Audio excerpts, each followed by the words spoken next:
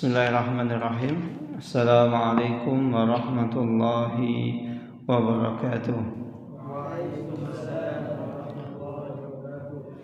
Bismillahirrahmanirrahim. Wassalatu wassalam ala Rasulillah wa ala alihi wa sahbihi wa man tabi'ahum bi ihsanin ila yaumiddin. Amma ba'du. Allahumma sahli sadri wa yassir li amri wahlul 'uqdatam min lisani yafqahu qawli. Allahumma inna nas'aluka ilman nafi'an wa rizqan thayyiban wa amalan mutaqabbalan. Allahumma 'allimna ma yanfa'una wa zidna ilman wal huda wat tuqa was salaha ya rabbal alamin. Ahwani fid din, azani Allah wa iyyakum. Alhamdulillah summa alhamdulillah, segala puji hanya milik Allah Jalla Jalaluh. Salawat beriring salam tak lupa kita curahkan kepada junjungan kita, suri teladan kita, uswah hasanah kita, Nabiullah Muhammad sallallahu alaihi wasallam. Ikhwan fiddin, azani Allah wa iyyakum. Alhamdulillah, pada siang hari ini yang semoga Allah Subhanahu wa taala memberkahi kita semua, kita akan melanjutkan kembali pembacaan kitab At-Tibyan fi Syarhi Akhlaq Hamalatul Quran, yaitu sebuah kitab yang asalnya karya Imam Abu Bakar Al-Ajurri, yaitu Akhlaq Hamalatul Quran. Kemudian disyarah oleh Syekh Abdul Razak bin Abdul Muhsin Al-Abbad Al-Badr hafidhahumullahu ta'ala, kemudian dinamakan sebagai At-Tibyan fi Syarhi Akhlaq Hamalatul Quran. Qala Allah Ta'ala, ya ayyuhan nasu qad ja'akum burhanun min rabbikum. Imam Al-Ajurri, beliau rahimahullahu ta'ala, beliau mengutip firman Allah Subhanahu wa ta'ala, wahai segenap manusia, wahai sekalian manusia. Artinya di sini tidak ada pengkhususan, entah manusia tersebut itu muslim atau kafir, entah manusia tersebut itu berjenis kelamin laki-laki maupun perempuan. Artinya mencakup seluruh manusia. Apa yang Allah Subhanahu wa taala firmankan, qad ja'akum burhanun min rabbikum, sesungguhnya telah datang kepada kalian penjelasan min rabbikum, dari sisi Allah Subhanahu wa taala. Maka penjelasan yang datang dari Allah Subhanahu wa taala adalah sebuah al-hujjat as-sati'at wal bayyinat al-wadihat, yaitu sebuah hujjah yang tidak bisa dipatahkan dan sebuah penjelasan yang sangat jelas lagi gamblang. Allati taqumu bihal hujjah, yang mana penjelasan dan hujjah tersebut itu dijadikan sebagai hujjah, sebagai alasan, sebagai tolak ukur seseorang. Maka barang siapa yang tidak bisa memahami hujjah tersebut, maka yang salah bukan Allah. Dalam banyak ayat Allah Subhanahu wa taala menyebutkan bahwasannya Al-Qur'an itu adalah mudah untuk dipahami. Wa laqad yassarnal Qur'ana lidzikri fahal min muddakir. Dan telah Allah Subhanahu wa taala turunkan Al-Qur'an dan Allah mudahkan untuk apa tujuannya? Sebagai pengingat, sebagai peringatan. Fahal min muddakir. Apakah ada di antara kalian yang mau menjadikan Al-Qur'an tersebut itu sebagai pengingat?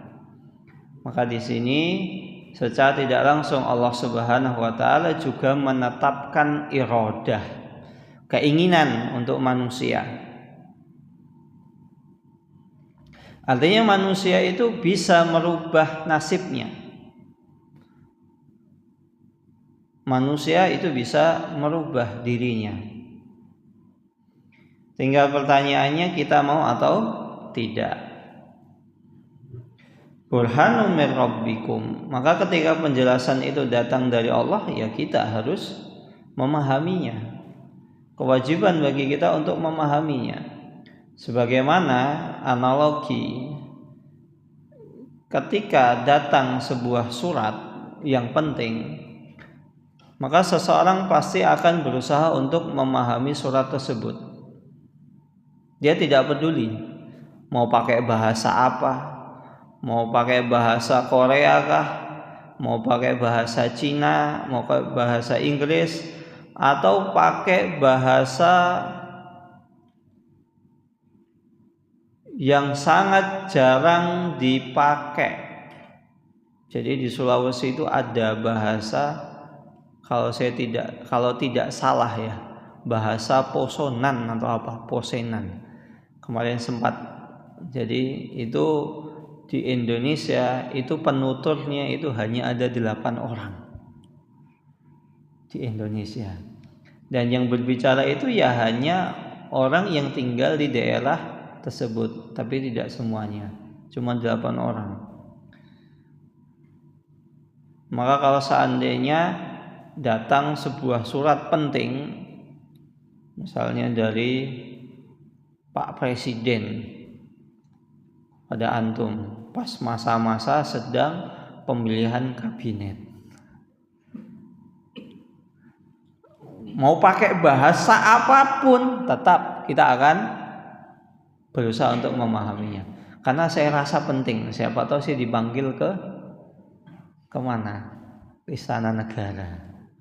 Ya, walaupun ternyata ketika dibaca, dipahami, kita sudah menjadi penerjemah, cuman ternyata nanya gimana kabarnya, karena kebetulan presiden itu dulu teman kecil kita, misal. Tapi tetap kita anggap itu penting. Nah, seperti itu. Maka kita terhadap Al-Quran ya harus berusaha untuk memahami. Terlebih lagi yang menurunkan Al-Quran itu Allah. Allah sudah menggaransi, Allah memudahkan seseorang itu untuk memahami Al-Quran. Al-Quran sekarang alhamdulillah, kalau kita tidak paham Al-Quran, kita bisa baca tafsirnya. Ustadz, saya tidak paham tafsirnya. Alhamdulillah sudah banyak tafsir-tafsir yang diterjemahkan. Ustadz, saya tidak paham tafsir tersebut, walaupun itu diterjemahkan, karena tetap sulit dipahami. Antum bisa datang kajian tafsir. Tidak bisa Ustaz, saya sibuk misalnya. Qadarullah benar-benar sibuk. Antum bisa tanya kepada orang terdekat antum, kepada ustadz, kepada kiai, kepada habib di sekitar antum. Antum bisa tanya. Antum tinggal DM Instagramnya, Assalamualaikum Bib. Atau Assalamualaikum Ustaz, saya ingin tanya. Insya Allah banyak. Dan Ustaz banyak. Satu tidak bisa, tanya yang lain. Insya Allah sangat mudah, alhamdulillah.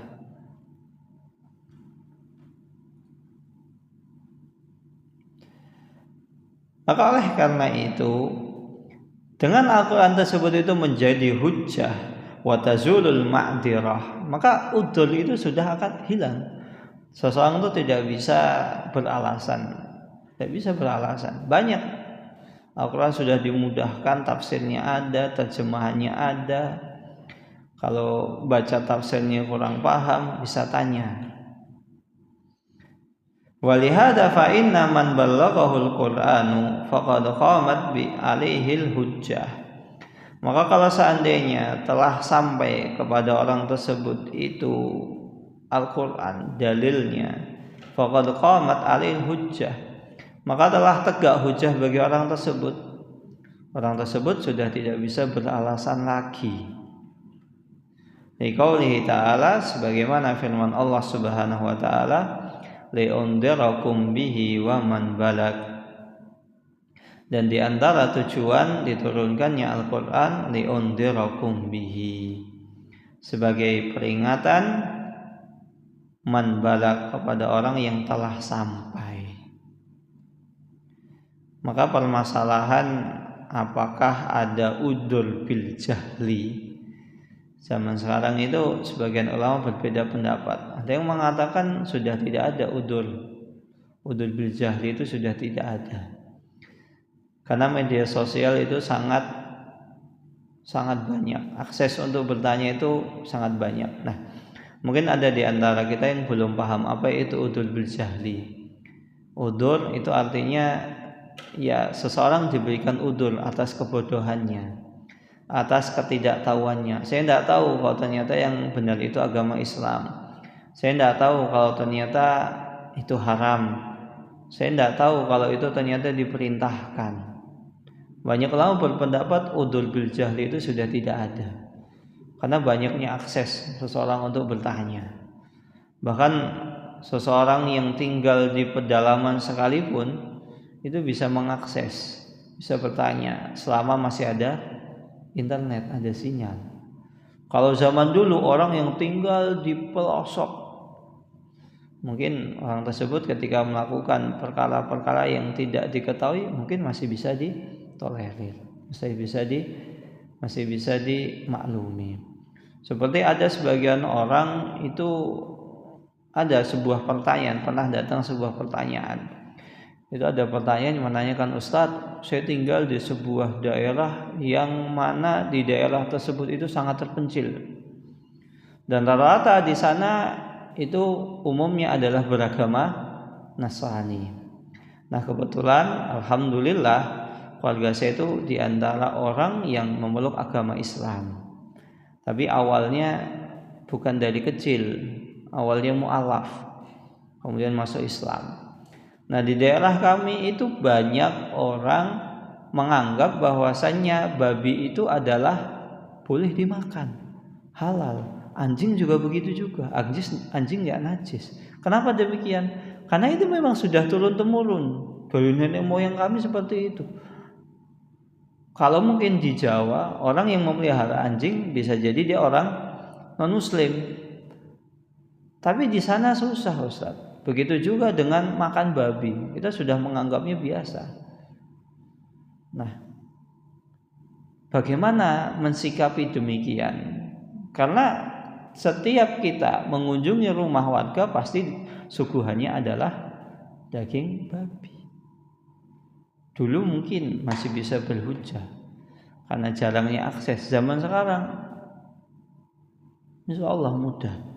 Tinggal seseorang itu mau bertanya atau tidak, mau mempelajari atau tidak. Fal Qur'anu burhan, maka oleh karena itu Al-Qur'an itu adalah petunjuk, wa hujjatu wadihah, dan hujjah yang sangat jelas ala wujubi tauhidillah, yang mana penjelasan serta hujjah yang sangat jelas akan kewajiban seseorang itu untuk mentauhidkan Allah Subhanahu wa taala. Maka tidak bisa seseorang itu, saya tidak tahu kalau itu syirik. Karena tauhid itu adalah salah satu hal yang fitrah. Kalau mungkin hukum-hukum terkait dengan hukum fikih halal haram, terkadang seseorang tidak tahu seperti tadi, karena sudah turun-temurun menganggap itu suatu hal yang biasa. Bahkan ada dulu yang muslim juga makan seperti itu, bahkan itu kiainya di sana, ibaratnya ya ustadznya, karena tidak tahu. Tapi kalau masalah tauhid itu adalah sebuah dalil fitrah, dalil yang seseorang itu sudah terbetik sudah tertanam dalam jiwanya bahwasanya itu adalah kesyirikan. Sebagaimana kalau seandainya tidak ada dalil satupun di dalam Al-Quran yang menunjukkan akan haramnya berzina dan mencuri, maka sudah cukup. Karena tidak ada orang yang mengatakan berzina dengan istri orang lain itu adalah perbuatan baik. Akal sehat manusia itu menolak. Begitu juga mencuri, mengambil barang orang lain itu sesuatu hal yang tidak ada orang yang membolehkan.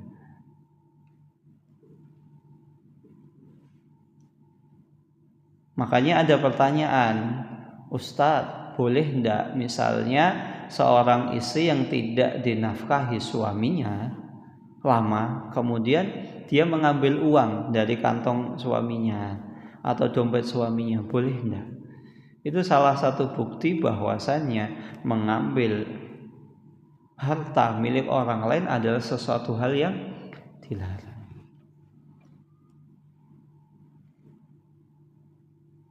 Itu salah satu bukti. Ada pertanyaan, seorang istri yang bertanya boleh tidak mengambil harta uang suaminya. Padahal suami istri itu sudah tahu kewajiban suami yang menafkahi istri, dan mengambil harta orang lain ada suatu hal yang dilarang. Wa ikhlasuddin lahu.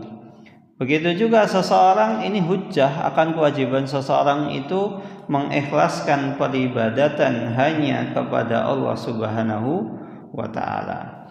Wa ifradihi wahdahu, dan mengesahkan Allah Subhanahu wa taala saja dalam perkara ibadah.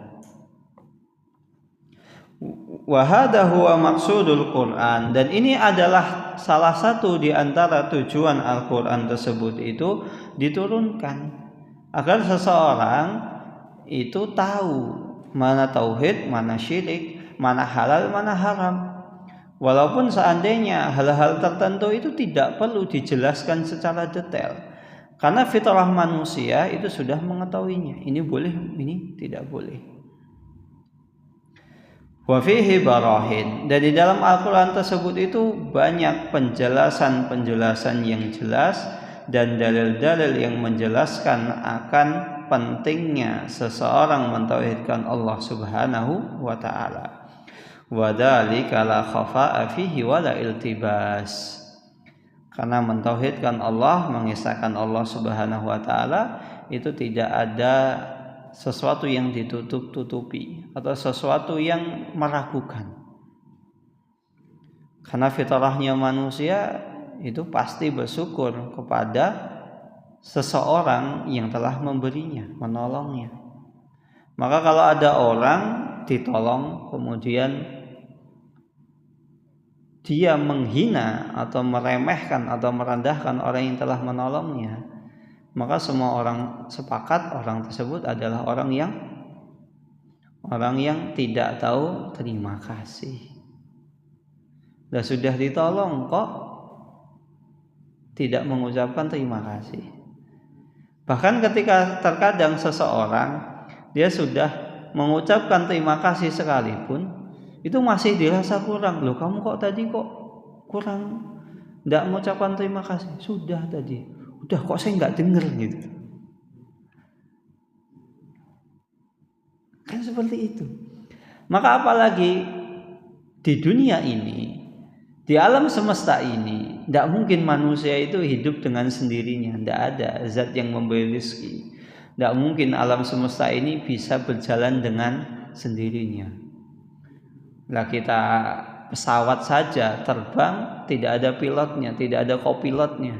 Seseorang nggak percaya, mana mungkin pesawat itu bisa terbang kalau tidak ada yang menerbangkan, nggak ada pilotnya. Maka bagaimana mungkin dunia ini, alam semesta ini tidak ada yang mengaturnya? Itu sebuah dalil yang fitrah. Fitrah sudah tertanam pada jiwa manusia.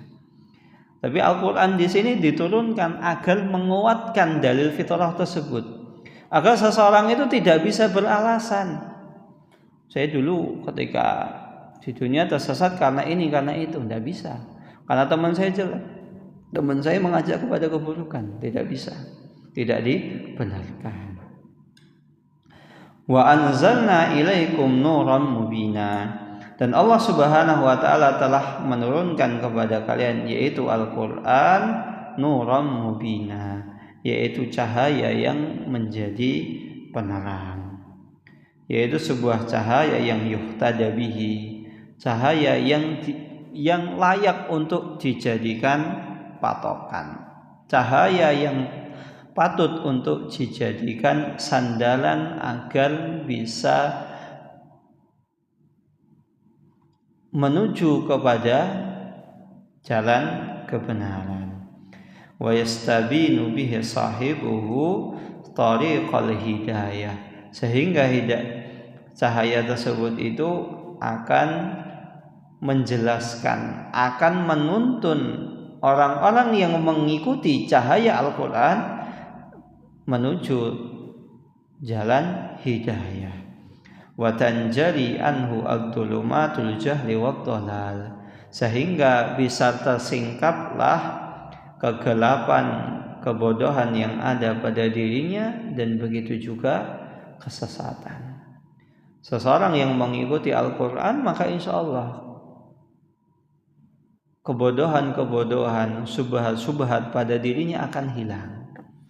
Maka kalau seandainya seseorang sakit, cukup berobat dengan Al-Quran, karena Al-Quran tersebut itu syifa, obat. Lima fis sudur, ada yang dalam hati kita. Orang itu biasanya sakit rata-rata karena hatinya sakit. Maka seseorang tidak akan butuh kepada obat-obat yang lain, terlebih lagi obat-obat yang menjerumuskan kepada kesyirikan. Misalnya bersemedi di bawah pohon bodhi, yang konon katanya itu pohon yang dulu di mana Siddhartha Gautama itu bersemedi di sana. Nggak akan butuh. Ya, saya tahu Anda sakit. Kita tahu semuanya kalau Anda itu sakit. Tapi kenapa mencari obat-obat yang sejatinya tidak dibutuhkan? Bersemedi, mengeluarkan cakra. Padahal cakra itu apa? Orang yang mengeluarkan cakra ya ujung-ujungnya dia meminta pertolongan kepada jin. Harus berinteraksi dengan jin. Dan ketika seseorang itu pikirannya kosong, setan sangat mungkin untuk merasukinya. Maka gak heran akhirnya kecanduan hal-hal yang semakin parah. Nah, kalau penyakit Anda semakin parah, ya jangan salahkan Anda sendiri yang salah mengambil jalan. Al-Quran mengajak untuk kembali kepada Al-Quran, Anda malah mengajak kepada semedi. Yang salah siapa? Anda, bukan Al-Quran.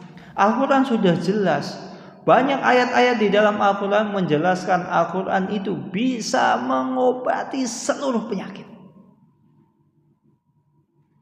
Bahkan ketika ada misalnya air, dibacakan Al-Fatihah, dijadikan sebagai media ruqyah, itu bisa mengobati dengan izin Allah Subhanahu wa taala.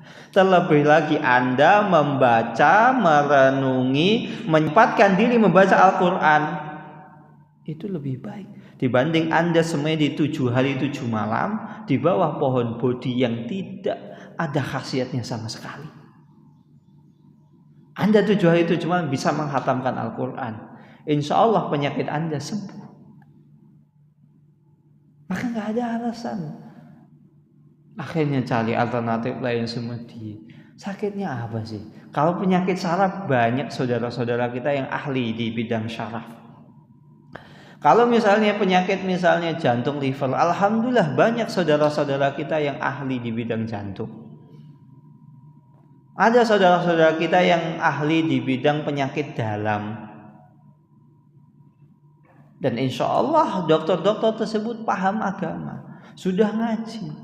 Kenapa Anda belajar kepada orang non-muslim? Maka hujah seperti ini tidak bisa ditolak. Alasannya ini sudah ada sejak zaman sebelum Buddha. Nah, ada seperti itu. Kalaupun itu ada sebelum dulu Buddha menggunakannya, minimal tasyabbuh. Dan semua orang itu tahu man tasyabbaha biqaumin fahuwa minhum. Barang siapa yang menyerupai sebuah kaum yang menjadi ciri khas ibadah mereka, maka bisa jadi menghantarkan kepada kesesatan. Maka Allah Subhanahu wa taala berfirman, "Wa kadzalika auhayna ilaika ruham min amrina." Dan begitu pula Allah Subhanahu wa taala telah mewahyukan kepadamu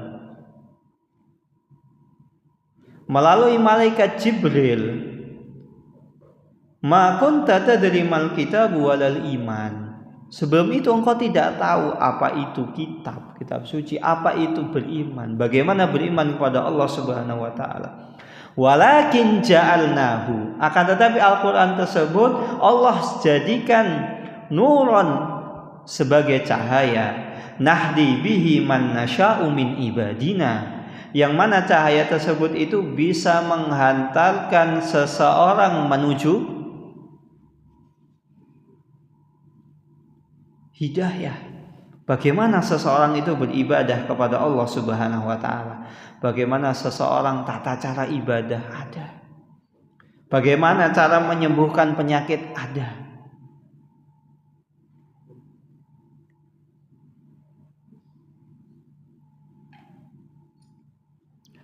Fa'ammal ladzina amanu billahi wa'tasamu bihi. Adapun seseorang yang beriman kepada Allah Subhanahu wa taala dan berpegang teguh. Di sini Allah Subhanahu wa taala menyebutkan tentang perkara iman, wal i'tisam bihi, dan berpegang teguh dengan Al-Qur'an. Dan ayat ini sama seperti firman Allah Subhanahu wa taala dalam surat Al-Hajj ayat 87.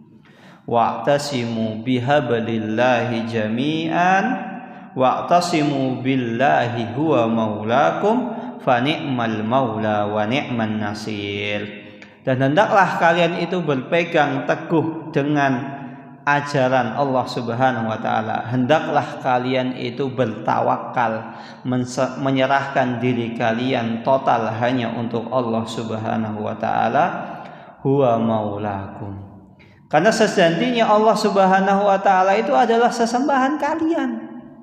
Di sini, ikhwah sekalian, kalau seandainya antum beli barang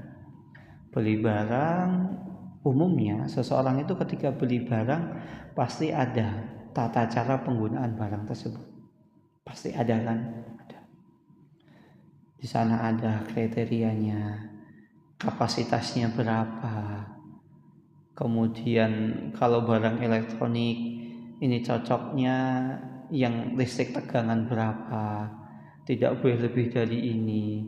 Kalau misalnya digunakan, mau menggunakan lagi, itu harus ada misalnya jeda istirahatnya. Di sana ada. Kemudian antum baca buku tata cara penggunaan. Oh, ini misalnya mesin cuci. Mesin cuci ini hanya bisa 7 kilo. Kemudian antum isi 10 kilo. Loh, itu kan cuma 7 kilo. Kenapa kok diisi 10 kilo? Lah kan masih mampu. Lah tapi kan buku panduan penggunaannya maksimal 7 kilo. Ya terserah saya dong. Ini mesin cuci saya. Terserah saya. Mau saya isi 10 kilo, 8 kilo, 9 kilo kan terserah saya. Yang penting muat. Nah, ketika seperti itu, yang salah di sini siapa? Yang salah di sini siapa? Yang menggunakan mesin cuci tadi atau yang membuat mesin cuci? Insya Allah semua, saya yakin semua sepakat yang salah adalah sang pengguna. Karena apa? Mesin cuci tersebut itu ketika ditulis aturan, maka aturan tersebut insya Allah yang membuat adalah yang membuat mesin cuci tadi, barang tadi. Siapa yang lebih tahu? Pengguna atau yang membuat? Yang membuat. Maka begitu juga Al-Quran. Allah Subhanahu wa ta'ala itu yang menciptakan kita, memberi rezeki kita, mematikan kita, menghidupkan kita, memberi nyawa kepada kita. Dan begitu pula Allah Subhanahu wa taala yang menurunkan Al-Qur'an. Maka Al-Qur'an, aturan yang ada di Al-Qur'an itu sangat cocok untuk manusia.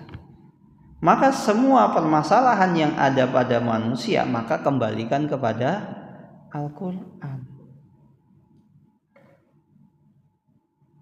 Maka tidak bisa seseorang beralasan, saya baca Al-Qur'an nggak sembuh-sembuh gitu loh.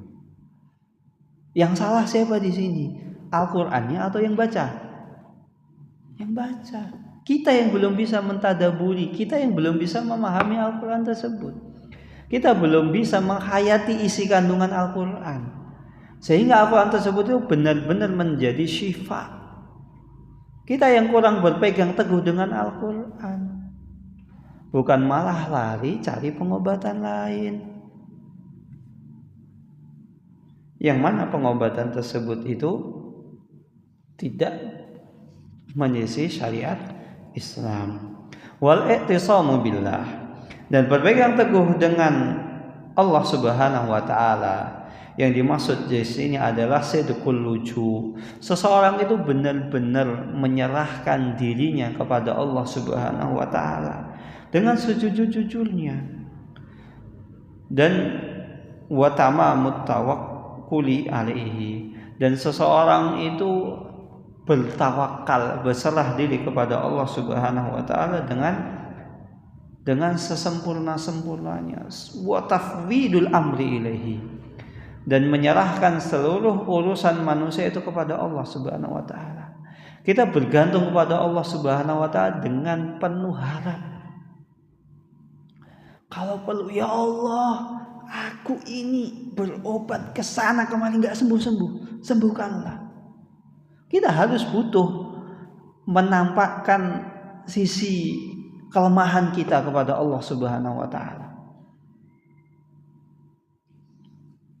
Rasa butuh kita kepada Allah Subhanahu wa taala.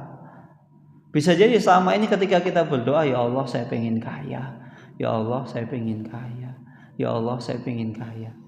Doanya mungkin sambil kurang niat gitu. Mungkin. Ya kita kurang serius gitu loh. Kita kalau minta sesuatu kepada seseorang, kalau misalnya kita butuh banget, kita kan serius kan. Apalagi kita meminta kepada zat yang bisa menakdirkan segala sesuatu terjadi. Sesuatu yang mustahil saja bisa Allah Subhanahu wa taala hindarkan dari kita. Ini sesuatu yang mustahil. Ada seseorang sudah divonis kanker stadium 4 tapi bisa sembuh. Pada seluruh dokter itu sudah angkat tangan. Tidak mungkin ini kanker ini, tidak mungkin. Dokter di Indonesia angkat tangan. Lari dokter ke Singapura. Semua dokter di Singapura di seluruh rumah sakitnya angkat tangan. Lari ke Jerman, lari ke Eropa, lari ke Amerika. Semua angkat tangan. Mungkin gak Allah Subhanahu wa taala menyembuhkan orang demikian? Sangat mungkin. Bahkan seseorang yang divonis hidupnya hanya sisa 3 bulan bisa sembuh total sampai detik ini. Karena apa? Saya bertekad, taruhlah ini usia saya tinggal 3 bulan, tapi saat ini saya ditakdirkan oleh Allah Subhanahu wa taala memiliki penyakit tersebut, dan di sisi yang lain saya juga ditakdirkan, diizinkan oleh Allah Subhanahu wa taala untuk melaksanakan ibadah haji. Semua dokter itu angkat tangan. Ini gak mungkin ini bisa melaksanakan haji dengan sempurna. Karena ibadah haji itu berat, penuh tekanan, penuh rintangan. Apalagi usia Anda sudah bukan muda lagi, tapi tetap teguh, gak apa-apa. Kalaupun saya mati di tanah suci. Kalaupun saya mati, saya sedang melaksanakan ibadah. Akhirnya tetap maju, berangkat ibadah haji. Seluruh keluarganya itu sudah nangis semuanya. Sudah pamitan, keluar tetangga-tetangganya sudah pamitan. Ini Bu, baik-baik ya di sana ya, di kota suci. Mungkin setelah ini kita tidak ketemu, semua keluarga sudah tak nangis semua. Tapi ternyata Allah takdirkan sampai detik ini masih hidup. Siapa yang bisa menyembuhkan? Allah Subhanahu wa taala. Pada seluruh dokter ahli itu sudah angkat tangan. Apalagi penyakit-penyakit yang insya Allah masih mungkin untuk disembuhkan. Kita dengan beramal saja bisa menyembuhkan penyakit kita. Nah, ikhwan fiddin azani Allah wa yakum. Dan dalam seseorang itu bergantung kepada Allah Subhanahu wa taala, itu terdiri menjadi dua. Yang pertama, seseorang itu bergantung, berserah diri kepada Allah Subhanahu wa taala dalam ayat ini. Yang kedua adalah al-i'tisam bihablillah. Seseorang itu berpegang teguh dengan tali Allah. Sebagaimana dalam ayat yang kedua yang disebutkan oleh penulis, wa'tasimu bihablillahi jami'an wa la tafarraqu. Dan hendaklah kalian berpegang teguh dengan tali Allah dan janganlah kalian bercerai-berai. Fasaydakhiluhum fi rahmatin minhu wa fadli wa yahdihim ilaihi siratan mustaqima. Apa manfaatnya seseorang yang berpegang teguh dengan ajaran Allah Subhanahu wa taala, berpegang teguh dengan Al-Qur'an, menyerahkan dirinya kepada Allah Subhanahu wa taala? Allah Subhanahu wa taala akan fasaydakhiluhum fi rahmatin.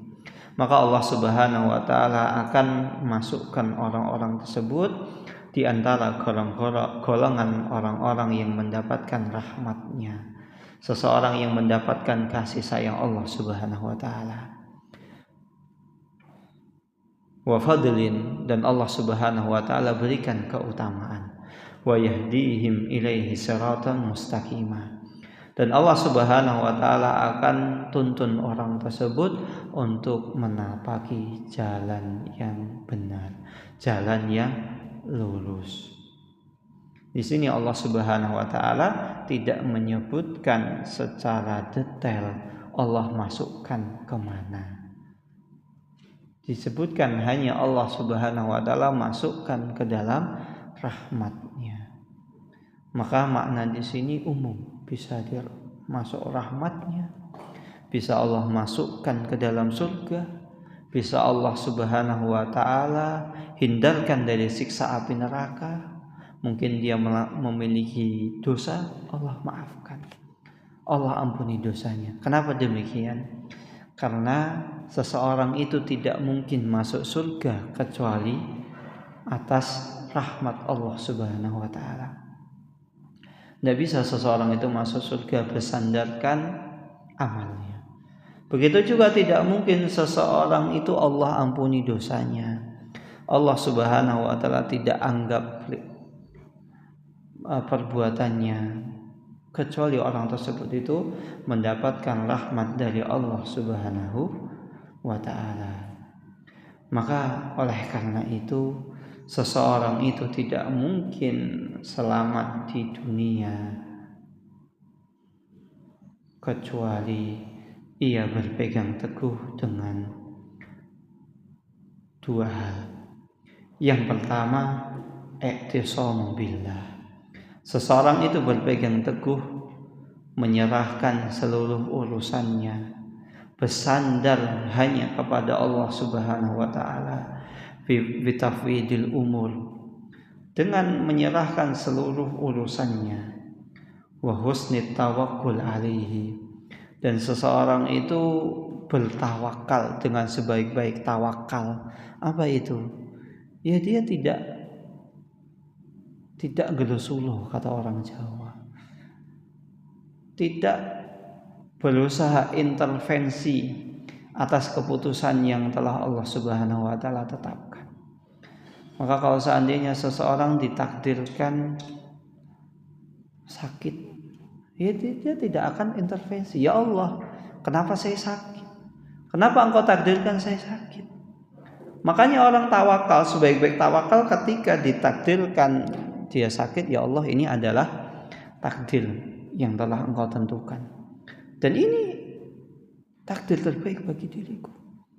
Sebagaimana engkau telah memilihkan takdir, menakdirkan hal tersebut untuk diriku, maka aku tahu bahwasanya engkau maha mengetahui takdir tersebut adalah takdir terbaik untuk diriku. Bukan malah kenapa saya, bukan dia. Itu nanti tidak akan selesai, tidak akan habis. Kalau sudah saya, tidak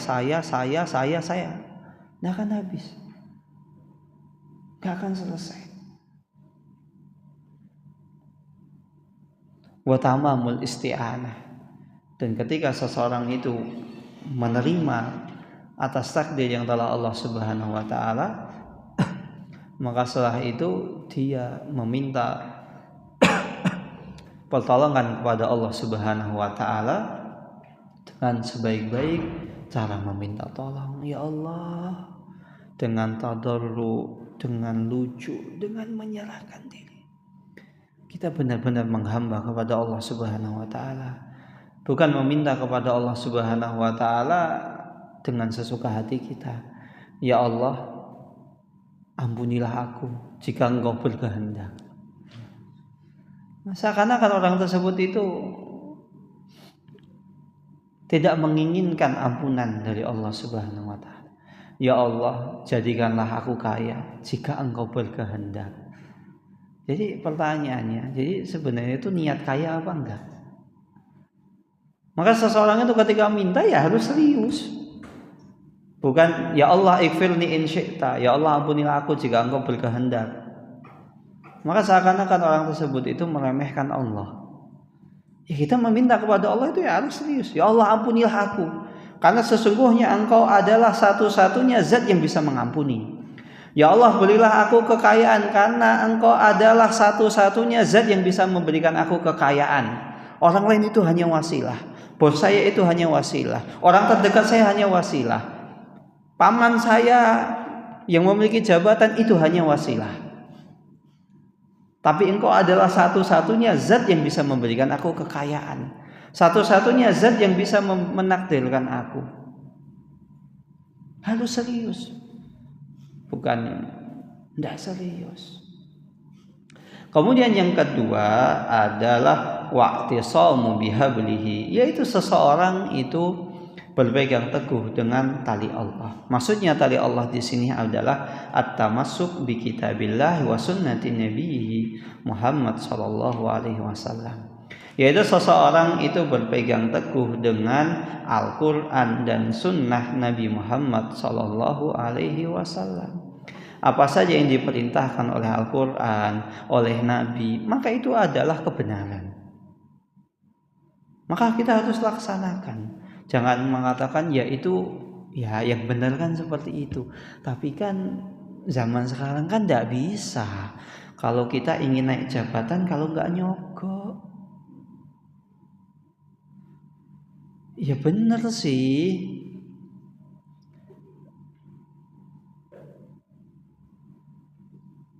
Jujur itu adalah baik. Tapi kalau zaman sekarang itu kan kalau kita nggak bermuka dua ya kita akan dimanfaatkan oleh orang lain. Ya katakan. Jujur itu adalah kebaikan. Tanamkan kejujuran itu adalah kebaikan. Jangan sampai kita ini mengatakan sesuatu yang haram itu adalah kebaikan. Ya gimana ya? Itu sih termasuk ini sih.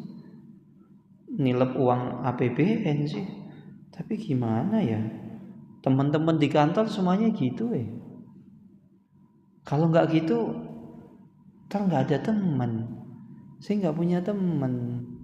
Ntar saya begini, ya gimana ya? Emang